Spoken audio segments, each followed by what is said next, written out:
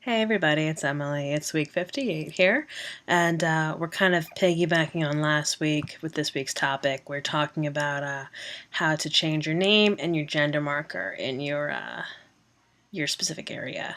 So, as I mentioned, I'm in Pennsylvania, in Philadelphia, and I actually got a majority of my information for this week off of a group called Trans Central. It's actually based in central Pennsylvania. They have meetings, I believe, like once or twice a month around Harrisburg. So check out their website again, Trans Central. I'll find the link for everybody and put it down below.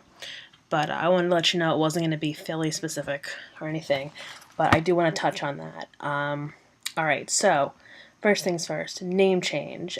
Chance started his legal name change before we met, and we trying to think. He started the process before we met. So I don't remember some of this. But I did go to court with him the day that he went to go meet with the judge. It was all very simple. All right, name change is something that you can do pro se, which means that you can do it by yourself, like you can represent yourself. But I would suggest getting a lawyer if possible, because it's going to be a lot easier and they're going to be able to navigate it a lot quicker than you will. The Mazzoni Center actually took care of Chance. Their legal section, their lawyer took care of everything. He didn't pay anything. All he paid for was the extra stuff he had to do. So what you have to do is call the local court clerk in your county and see what you need to do for a name change petition. There might be a form, there might be a petition, it's all kinds of other stuff they have to do. Alright, so do that. Like I said, in Philly, call Mazzoni. They'll walk you through it. They'll hold your hand and walk you through it step by step. You need to get your fingerprints taken. So you're going to need to have a fingerprint card. That Chance had to pay for out of pocket. I don't know how much it was, but a lot of different places do fingerprinting. You have to have your birth certificate, your original birth certificate, your social security card, and you're technically supposed to publish your name change in 2 different newspapers, but you can petition the court to waive that requirement, which again Chance did. The Mazzoni Center took care of it. He didn't have to publish his name anywhere. He was actually given proof. He was given a court document that stated that his name was sealed. His old name no longer exists. So the only name he's ever going by is Chance Mystery Ken De Silva. The old name doesn't exist anymore. And it actually was sealed. The court record was sealed.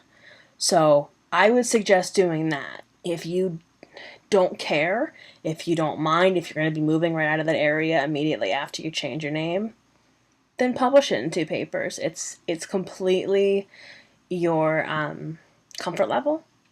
But like I said, you can have the court waive that requirement. It's not mandatory.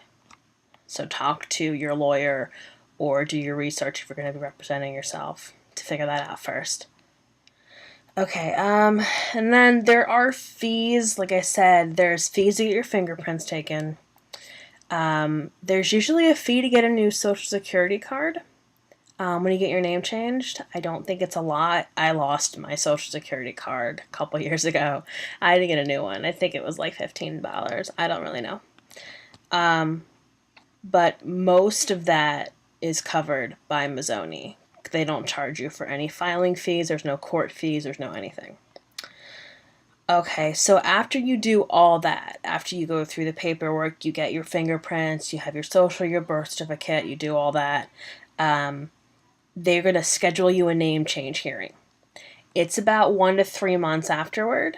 So like I said, Chance started the whole process in August.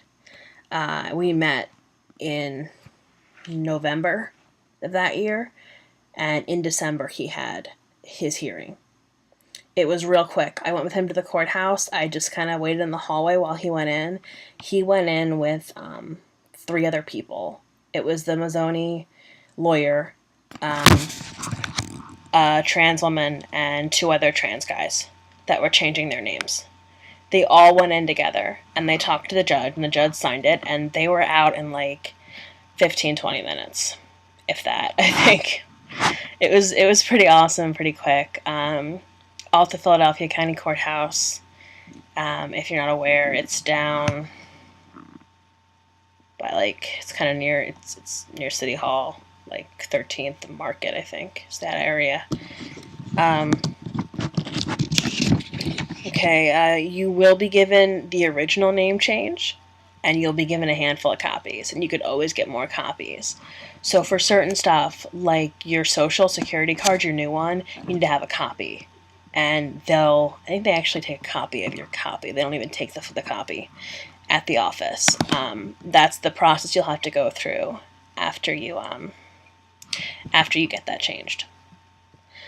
So you have to get new credit cards, you have to get a new social, but everything will have your new name on it, and your old name will be completely, sorry, my screen went dead. Your old name will be sealed. It won't exist anymore if you don't want it to. Gender marker is something that we have not gone through as of yet, but Pennsylvania is actually following in some neighboring states' footsteps, thankfully. And it seems like we're getting kind of closer to not ridiculous. It used to be that you needed a letter proving that you've had gender-affirming surgery. Like, they needed proof that you no longer had the parts you were born with, which is pretty freaking offensive if you think about it. But anyway, they finally recognized there's a difference between gender and sex. And now, all you need to change your gender marker through PennDOT. If you go to the PennDOT website, there's a whole page on it.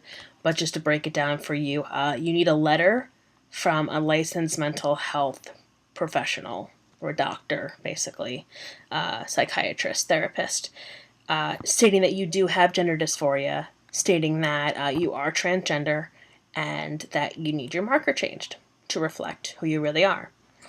If you go to the PennDOT website, there's a form. It's called the DL32 form, and it's called the Request for Gender Change on Driver's License.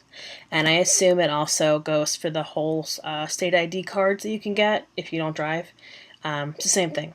You can get your gender marker changed on that. Like I said, all you need is a note from a therapist. I don't know how long they would make you wait for that. I don't know. You might be able to go in for one consultation and be good. And some therapists might make you kind of sweat it out. I don't know. Again, we haven't gotten there yet. But I am sure that the Mazzoni Center could set you up with somebody, a social worker even, a psychiatrist, a therapist, that could write you a letter for your gender marker change. I would start with your name change because it affects more things. The only thing that really has your gender marker on it is your driver's license and your birth certificate. I will keep everybody updated when we cross that bridge, but we can't right now because of Chance's military status. So he actually is not able to change his marker, which is why he carries his military ID, which has no gender on it. It's pretty cool. And his passport actually says male. They just kind of did that when he got his passport. That's pretty cool. I think that's it as far as name and gender marker.